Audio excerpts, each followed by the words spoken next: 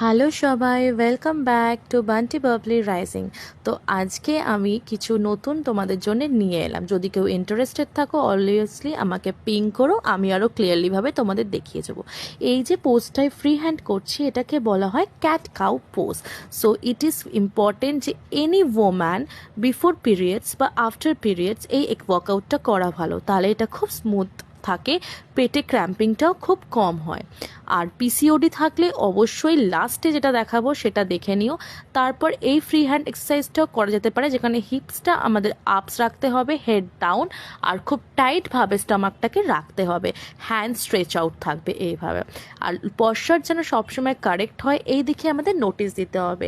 Total এক্সারসাইজটা আমি 1-2বার করে দেখিয়েছি, কিন্তু এক একটা এক্সারসাইজ মিনিমাম 10 করে 3টে করে সেট করলেই হবে। আর হ্যাঁ, পিসিওডির জন্য যেটা বলেছিলাম বাটারফ্লাই, এই সেটটাও কিন্তু তোমরা দেখতে পারো। আর যদি কেউ ইন্টারেস্টেড থাকো, ভালো লাগো, আমাকে কমেন্ট করো, আমি আরও ক্লিয়ারলি দেখিয়ে দেবো। Thank you.